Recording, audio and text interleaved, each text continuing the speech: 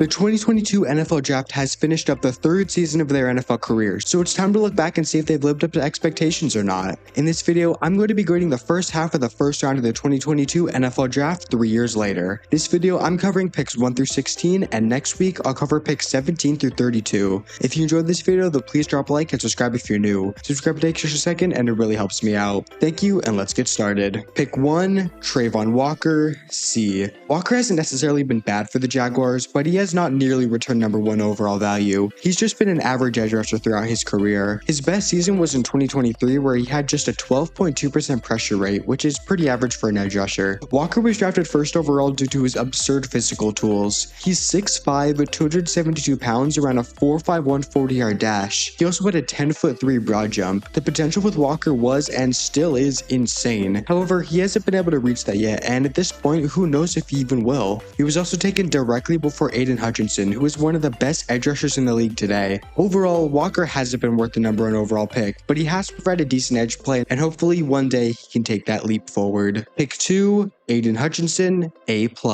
This was a no-brainer. Hutchinson is currently a top 5 edge rusher in the league, no questions. He was just alright in his rookie season, posting 53 pressures and 9.5 sacks, but he absolutely exploded in his sophomore season, with 101 pressures and 11.5 sacks. Those 101 pressures was second in the entire NFL, and he had a pressure rate of 16.2%. But despite only playing 5 games in 2024, Hutchinson was the best edge rusher in the entire league that season. He had 45 pressures on 198 snaps for an insane pressure rate of 22.7%, and he also had 7.5 sacks. This season included an 11 pressure game in week 1, a 15 pressure game in week 4, and a 4.5 sack game in week 2. Hutchinson led all edge rushers in PFF pass rushing grade, PFF overall grade, and pass rush win rate, and still finished tied for 34th of pressures, ahead of guys like Byron Young, Jadeveon Clowney, and 15th overall rookie Laiatu Latu. Remember, he did all of this in 5 games. Hutchinson has been well worth the 2nd overall pick, and will be a franchise cornerstone on the Lions for years to come. Pick 3, Stingley Jr, A. If you were doing this last year, this grade would have been quite a bit lower, because for the first 2 seasons of his career, Stingley was just an average to above average corner overall, and it seemed like taking him over Sauce Gardner was a mistake. But in 2024, Stingley took a huge leap forward, cementing himself as one of the best corners in the league. He allowed just 45.8% of passes thrown his way to be caught, which is absolutely insane, and he allowed a career-low 10.4 yards per reception. He had a career-high 10 pass breakups to go along with 5 interceptions, and he allowed just a 47.0 passer rating when targeted, which was the lowest among all corners in the entire NFL, even lower than Defensive Player of the Year Pat Surtain, who allowed a 61.1 passer rating when targeted, which is very impressive in its own right. Overall, Stingley has proved himself worthy of the 3rd overall pick, and if he can repeat what he did last year, he will only further prove himself as a top 5 corner in this league. Pick 4, Sauce Gardner, A+. Gardner gets a lot of flack because he only has 3 interceptions and he holds a lot and yada yada yada. He's still the 2nd best corner in the league, only behind Pat Surtain, and I firmly believe that. The 2 first-team All-Pros in 3 seasons back that up. Right out of the gate, Gardner has been a lockdown corner, winning Defensive Rookie of the Year in 2022 and first-team All-Pro in both 2022 and 2023. He took a slight step back in 2024, but he was still really good. He's never allowed a reception percentage over 57%. He's allowed just 1 touchdown in each of his 3 seasons, and he's never allowed a passer rating when targeted above 80. He's got 31 career pass breakups, and his 91.9 PFF coverage grade since 2022 leads the NFL. Yeah, he has a lot of penalties, but that's just part of his game. He's a more physical corner, but way more often than not, it helps rather than hurts him. Gardner is an incredible corner, and likely will be the Jets' best defensive player for a long time. Pick 5, Kayvon Thibodeaux, D+. It's safe to say Thibodeaux has been pretty underwhelming for a 5th overall pick. He's never been more than an average edge rusher in the NFL. His best season came in 2024, where he had 5.5 sacks and a pressure rate of 10.6%. This year was the first time he cracked a 10% pressure rate, which is the bare minimum to be considered a starting caliber edge rusher. Thibodeaux did have 11.5 sacks in his sophomore season, which I think got some Giants fans excited, but he only had an 8.3% pressure rate and was mostly inefficient that year. The Giants have been trying to compensate for Thibodeaux's lack of production for multiple years now, bringing in Brian Burns last season and bringing in Thibodeaux's potential replacement this season, drafting Abdul Carter 3rd overall. And things don't seem to be going any better this year, as just a couple days ago, Thibodeaux threw punches at right tackle Jermaine Illuminor, and usually that happens due to frustration after not playing well. The Giants did exercise Thibodeaux's 5th-year option, but it wouldn't surprise me if he's off the team in a couple of years. Pick 6, Ikem Ekwonu, B-. Ekwonu had a great rookie season, allowing just a 4.9% pressure rate as well as 6 sacks. However, he hasn't been able to build off that and has arguably been worse since that 2022 year, at least as a pass blocker. His pressure rate has only been going up and his pass block efficiency has only been going down. In 2024, he allowed a 6.6% pressure rate and was 11th in total pressures allowed. He's also never had less than 12 penalties in a season. However, there is one bright spot, and that's that Ekwonu has been improving as a run blocker every season, and by now he's a top half run blocker among tackles. Overall, Ekwonu has provided solid but unspectacular play at the left tackle position, and while he still is a starter, he hasn't become the franchise tackle the Panthers were hoping to get, 6 overall. Pick 7, Evan Neal, F. Neal has been a complete bust at right tackle and currently sits as a backup on the depth chart, and rightfully so. Neal has been awful every time he's been on the field. He's never had a PFF pass blocking grade above 50, and in his first 2 seasons, he had allowed a pressure rate of 8.6% and 9.4% respectively. He entered the 2024 season as a backup and only came into play after Andrew Thomas suffered a season-ending injury, and while he was better than his first 2 seasons, he still wasn't very good. Neal has never been able to figure it out in the league. His footwork is abysmal and can't at all handle speed rushers. Neal currently sits as the backup left guard, and who knows if he'll ever get a chance to start in the NFL again. Pick 8, Drake London, A. For the first 2 seasons of his career, London dealt with pretty awful QB play and didn't put up amazing numbers, just 1,771 yards and 6 touchdowns in those 2 years. However, once he got some semblance of competent QB play in 2024, he was amazing, finishing with 100 receptions for 1,271 yards and 9 touchdowns, all of which were top 10 in the NFL. He also had a career-high 2.32 yards per route run and a 57.9% contested catch rate. He also finished top 10 in missed tackles force with 17. He also seemed to develop a nice connection with Michael Penix. In the 3 games they played together, London caught 22 passes for 352 yards and 2 touchdowns. 2 of London's top 3 games this season came with Penix under center. Overall, London has emerged as one of the best X receivers in the league and is likely to be a wide receiver 1 for a long time. Pick 9,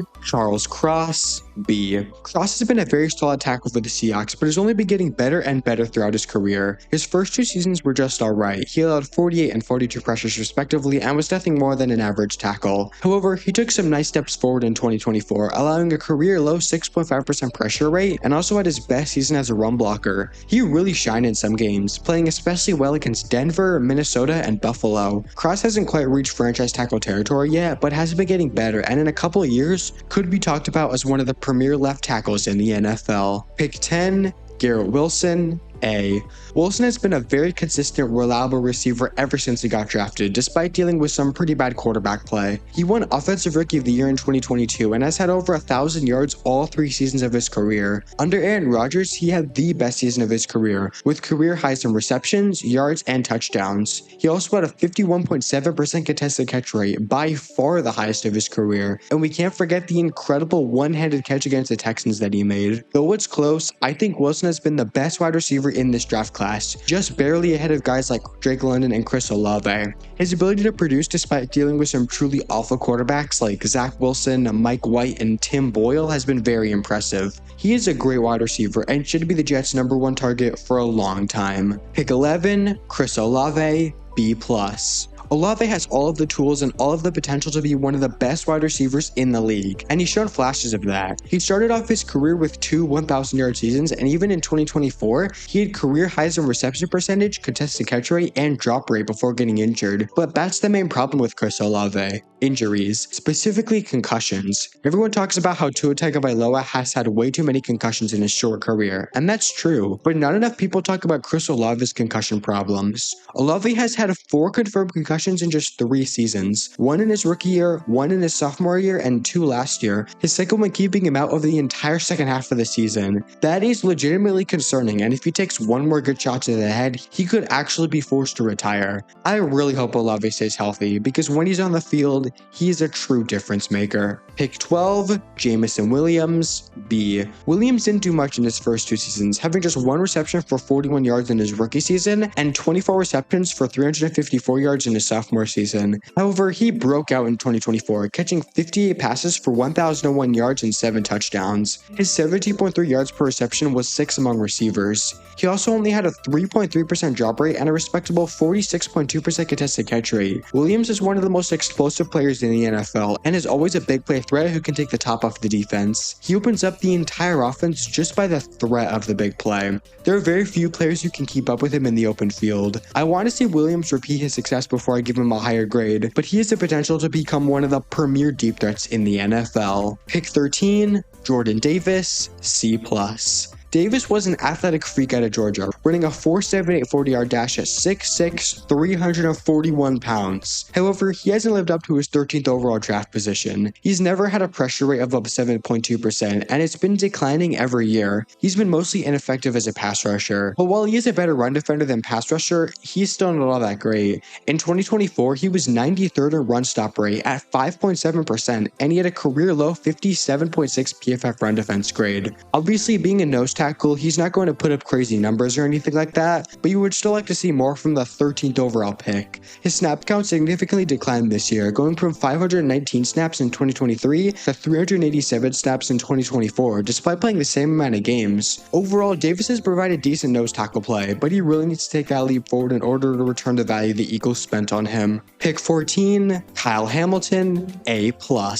Hamilton has been every bit worth this pick and more. He plays all over the field as a deep safety, in the box, or as a slot corner, and he's great at it. He's coming off an incredible 2024 season where he was top 4 in every different PFF grade for a safety. He was also 3rd in defensive stops. He allowed an 88.9 passer rating when targeted, which isn't bad, and in 2023, he allowed just a 47.6 passer rating when targeted. He didn't quite have the production in 2024 that he did in 2023, but he was still a huge difference maker on the field. Hamilton is the best box safety in the league, no doubt about it. With his 6'4", 220-pound frame, he can do anything needed and do it at an elite level. He can man up tight ends, stuff running backs, or make an impact as a blitzer. I think he's one of the best safeties in the league, and he's only getting better. This was an amazing pick, and don't be surprised if you hear that Kyle Hamilton is the highest paid safety in the league at some point. Pick 15, Kenyon Green, F. From an A+ to an F, Kenyon Green was an awful pick. He's a complete bust that is no longer even on the Texans anymore. Green has dealt with injuries throughout his career, and when he's actually been on the field, it's been really bad. In his rookie season, he allowed a 9% pressure rate and had an abysmal 27.0 PFF pass blocking grade. He then missed the entire 2023 season with an injury. He came back in 2024 and was still bad, allowing an 8% pressure rate and getting benched after week 9. He had the 4th lowest pass blocking efficiency out of all guards in the entire NFL. His run blocking hasn't been much better, and he has overall been a liability for the Texans when he's been out there. He was a big reason why the Texans had such a bad offensive line. The Texans traded Green to the Eagles this offseason, and this pick was a complete flop.